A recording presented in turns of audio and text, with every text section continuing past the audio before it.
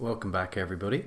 We're moving into a new section today, and from this point forward until the end of the course we'll be focusing on formal letters. So we have 6 formal letters to look at, and this first one is actually quite a positive one. We're going to be using some positive language, so let's read this out. You and some friends ate a meal at a restaurant to celebrate a special occasion, and you were very pleased with the food and service. Write a letter to the restaurant manager. In your letter, give details of your visit to the restaurant, explain the reason for the celebration, and say what was good about the food and the service. So let's have a look at those keywords as per usual, and this will help us to identify the tone, which we already know, and the purpose, the general purpose of the letter. So you and some friends, both of those are important. Naturally it will be you, but your friends as well. You ate a meal at a restaurant, so it's about a meal at a restaurant to celebrate a special occasion. So the reason that you were there is quite important as well. And you were very pleased. You were very pleased with the food and service. So both of those need to be mentioned. Very typical for students to maybe just pick out one of those and therefore not reach all the task requirements. We need to pick out both. So write a letter to, who are we writing to? We're writing to the restaurant manager. And in your letter, you need to give details of your visit to the restaurant. You need to explain the reason for the celebration. And you need to say what was good about the food and the service. Okay, both of those important, as I just mentioned. Crucial that we discuss both. So, what type of letter do you think this is in terms of tone? Well, we know that we're in the formal letter category, so we know it's a formal letter, but what helps us to identify that tone? Hopefully, just the fact that it's writing to a manager of a restaurant. It's not someone that we're likely to know, and so we want to write in a formal tone, even though we're writing in a very positive sense. So when we write in a formal way, in the majority of occasions, we're writing in a very neutral fashion. Maybe we're making an insurance claim, or we're writing in a negative fashion. Maybe we're writing a complaint. It's not often that we'll write in a formal way and have it be a positive letter. So this is a good opportunity to practice that, as they can occasionally come up. So we have a formal letter. What is the general purpose here? So we want to say that we are very pleased. So basically what we're doing is we're providing feedback, but it's positive feedback. So you can also look at this as a type of praise letter. Praise may indicate something a bit more informal. I'm just using the word here to indicate that we're providing positive feedback. So feedback is the main purpose, but we can also write praise here as well, just to keep us focused on the correct tone of the letter, the correct sort of feeling of the letter. Like I say, I want it to be positive, not just this neutral feedback, but we can be positive in our language as well. So that's our general purpose and our tone sorted. So let's think about the paragraphs. P2, P3 and P4. And in the second paragraph, we're of course going to give details of our visit to the restaurant. So just a couple of points here, just to get some ideas flowing. We don't want to go into too much detail here because it's quite difficult to give details of the restaurant and have them be relevant and only relevant. So there are not many details that we can include without eventually turning into the irrelevant. So we want to keep it tight, keep it simple. This may turn into quite a short paragraph. That is okay. We will flesh out the later paragraphs if need be. Let's just say there were 3 friends, because we want to talk about some friends. We need to indicate how many. Let's say 3 friends. Let's say we'll give a particular date. I don't care which date, so I'm just going to write that. I'm going to write a date, and let's imagine the details in terms of what we ate. That's probably going to be important as well. So I'm going to go for a surf and turf platter, which is usually fish and meat that usually you can share. So a surf and turf platter is pretty typical there. Okay, let's move away from that. As I said, there's not going to be that much to write about in that paragraph, but explaining the reason for the celebration, we've got more opportunity to provide a little bit more development in the detail. But again, we don't want to go too far. I'm imagining that the reason for the celebration is a graduation. Let's say it's a graduation for you and your friend. You all graduated together, the four of you.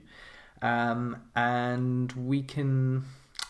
The problem is that we don't want to talk about the graduation too much, because the restaurant manager isn't really going to care. It's not really the purpose of the letter to explain why you're happy that you graduated. So we're going to have to talk about something linked to the restaurant about our graduation.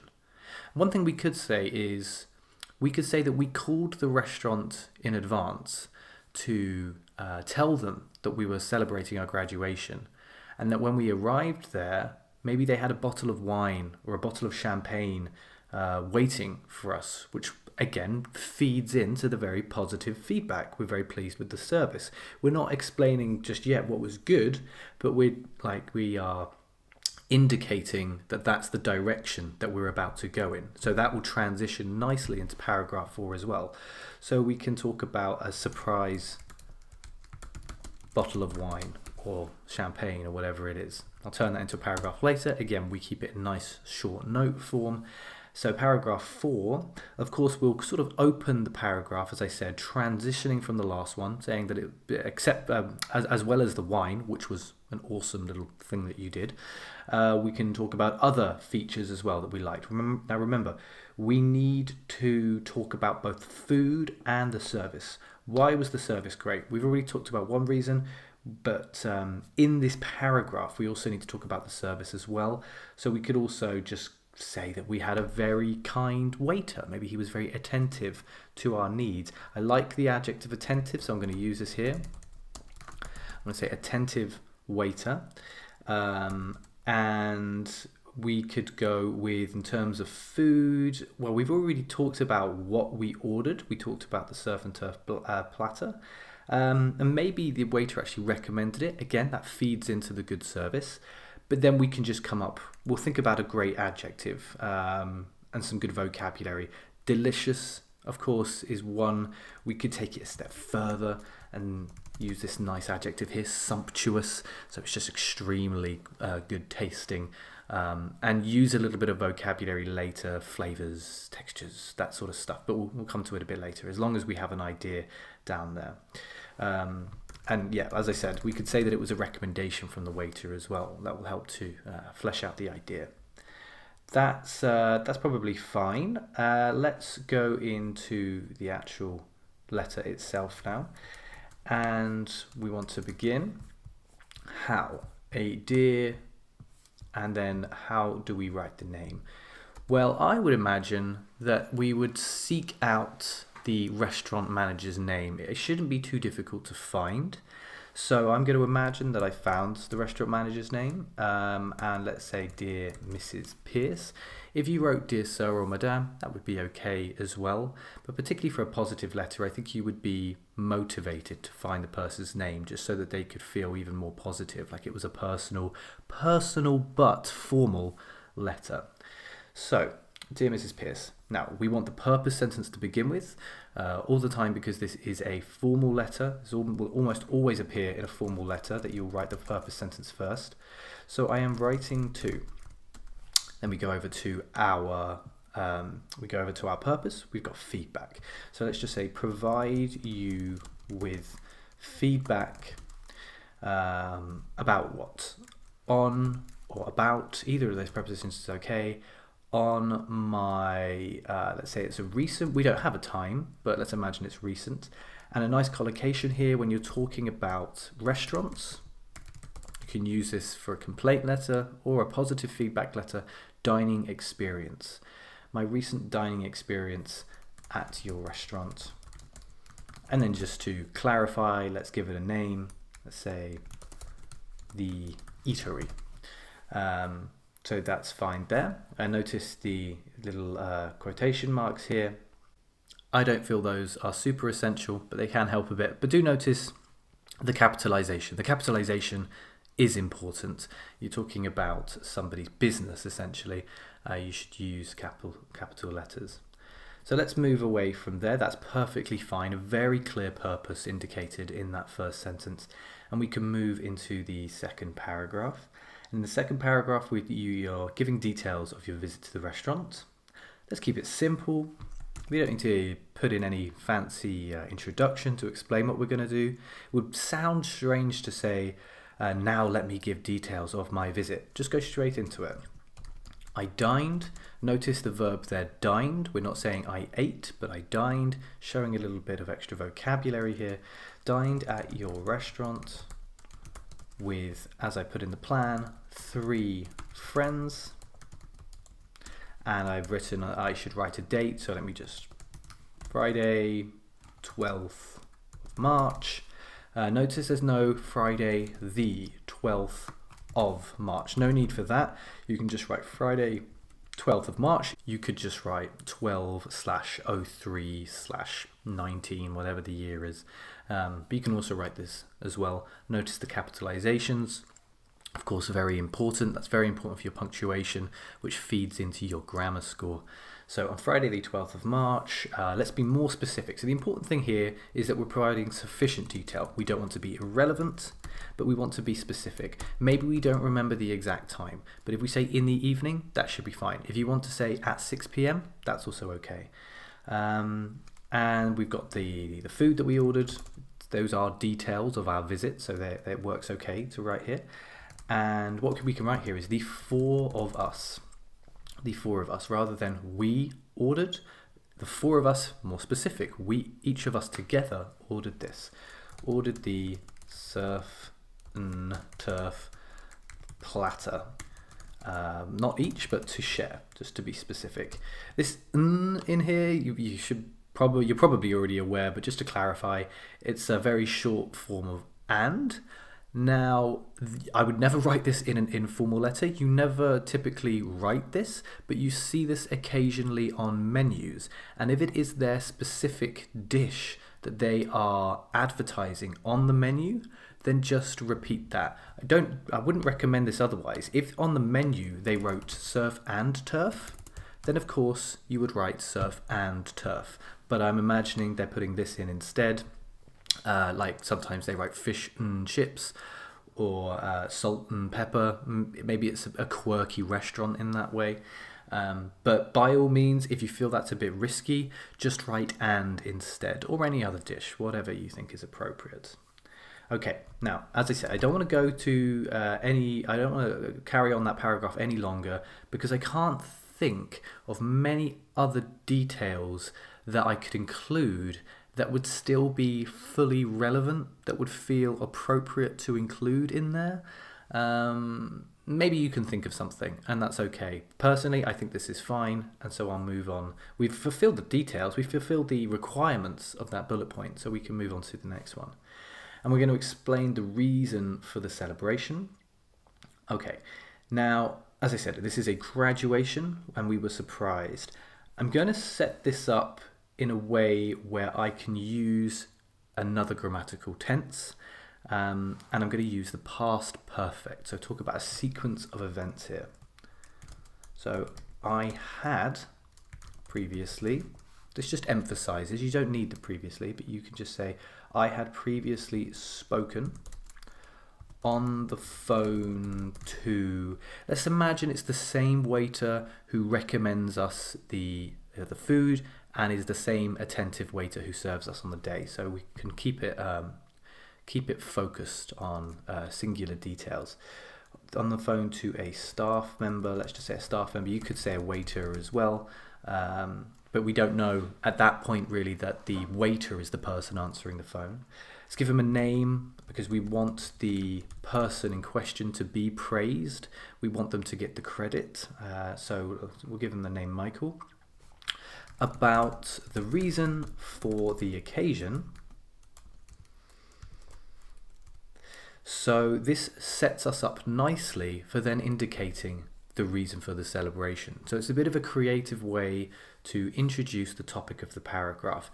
It's a way that combines another grammatical tense as well, and it includes typical information that you would include in a positive feedback letter, such as the person's name that you want to praise. So on the phone to a staff member about the reason for the occasion, and here a little bit more grammatical range as well, another non-defining relative clause, and this is to add information about the occasion. We are defining the occasion, but is not defining in the sense that it is essential for the sentence to make sense. We could just end the sentence here, but because we're choosing to add more information about that occasion, it doesn't define it in that sense. It's not dependent. So we can just say which was for the four of us.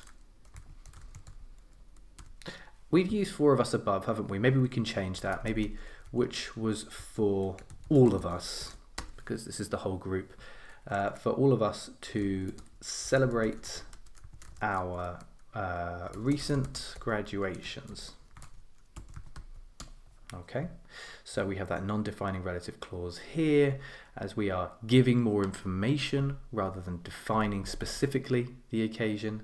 And we can close off that, but I want to carry on a bit more just to again improve the complexity of the sentence. And so you could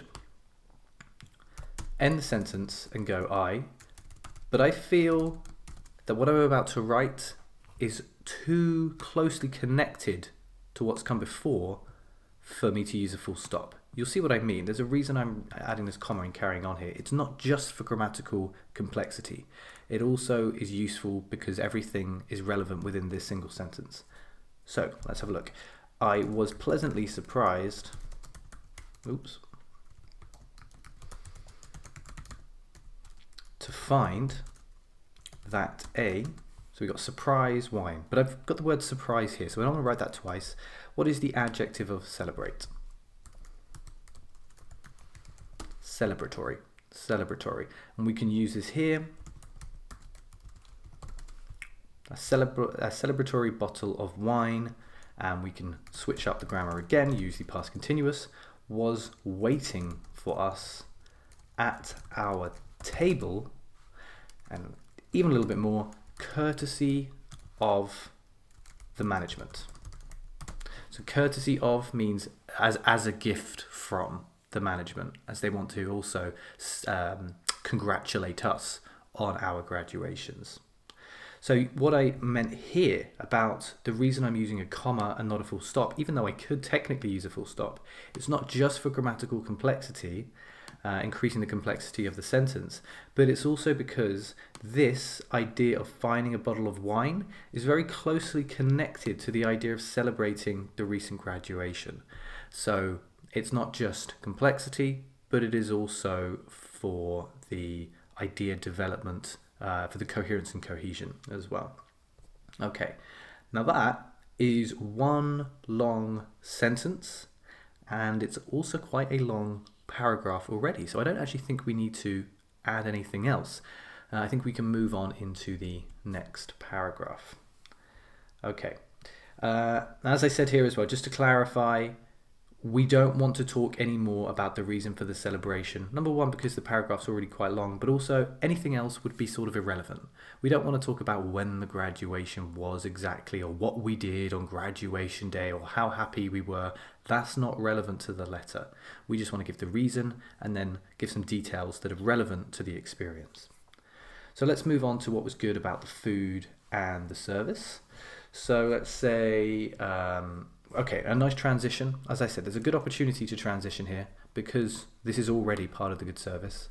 So we can say, besides this lovely touch, slightly colloquial, but not so colloquial that it is informal. You can use it in a formal way. it is okay here. But notice the referencing. This lovely touch refers to this gift. And when we use touch in this way, again, you're being very advanced with your language here. You're not using it in the verb sense, to touch another person. You're not even using it in the noun sense of I received a touch on the arm. It is used to mean a gesture. Besides this lovely gesture, but touch takes it to another level in terms of your lexical resource. Gesture would also be okay though. So besides this lovely touch, and let's create another list here. I am a big fan of my listing. I feel like it gives good opportunity to easily demonstrate some coherence and cohesion. Let's say there were two other features, other because we've already talked about one, of the evening. As we said, we turned up in the evening, which, let's say, deserve attention. This is again another nice expression to use if you're providing positive feedback. This deserves attention. You can also use it if you were writing a negative feedback letter, but I'd probably use stronger language. But deserve attention is good, certainly for the positive. So this deserves attention. So firstly, let's come back to Michael. As I said, we wanted to focus on him so we don't have too many divergent details, too many strands going off in different directions. Let's keep it simple. Michael acted as the perfect host. So I still haven't used the word waiter yet. I might do later, I might not. It's not absolutely necessary. We can say the perfect host because he hosted us. He looked after us. We can use it in this way. As the perfect host all evening. Acted as the perfect host all evening. If you felt like you're starting to repeat yourself with the word evening 3 times, it's not such a big deal to write night, because to be fair, you're moving from the evening into the night, so all night is also okay. Let's bring in the vocabulary here. He was attentive. That's good. Can we think of an adverb just to give a little bit more color to the adjective? Let's say continually attentive. He never stopped giving us attention when we needed it. So he was continually attentive to our needs. Notice the preposition here. You are attentive to someone's needs, to our needs, and served us our meals. Again, a couple of adverbs would be nice here. Quickly and kindly. So with a smile on his face, you could also say, and with a smile on his face. But quickly and kindly is fine. We have the listing language. This is the other nice thing about listing language. You don't need to overthink it. You've gone with firstly, you follow up naturally with secondly. Secondly, so we've talked about the service. Now we need to talk about the food. It was sumptuous and he recommended it. Let's bring it all together.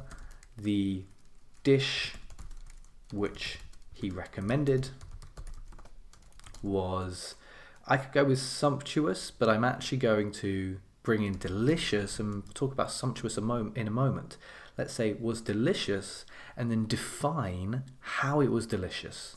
So offering, so we got comma and then a verb in the ing to provide more information. So the dish which he recommended was delicious, offering a, here we go, let's use that nice adjective, a sumptuous blend of flavors and textures, let's say. So lots of nice food related vocabulary, advanced food related vocabulary. As the topic here is a restaurant, the examiners are going to expect you to use some food related vocabulary, and you can show that you're at the top of your game if you use language like this.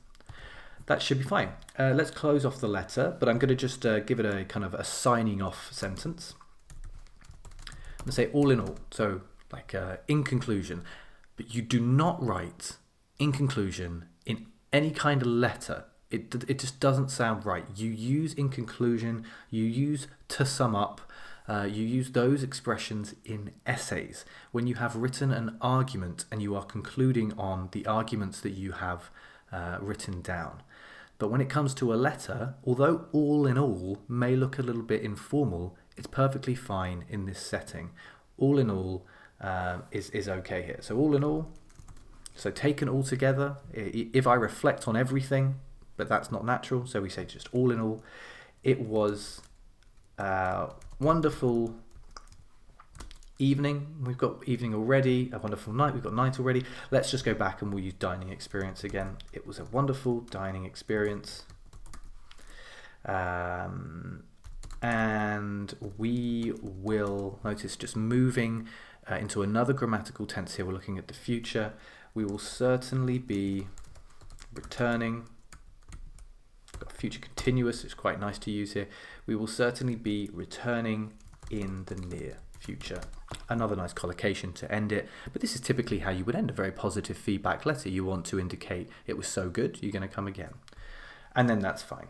And we can end it with, you could end it with best regards, you can end it with yours sincerely.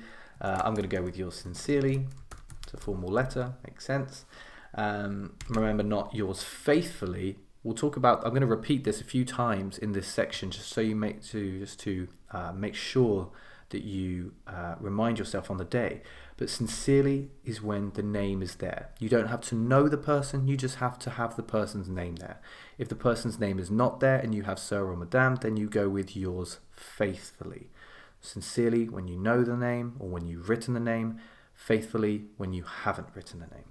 Remember that. I will remind you over and over again.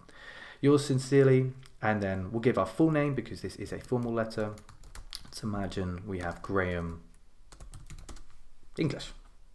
Let's go with Graham English. So that is our letter for today, our first formal letter, looking at the purpose of providing positive feedback, providing praise, and on the topic of restaurants and food.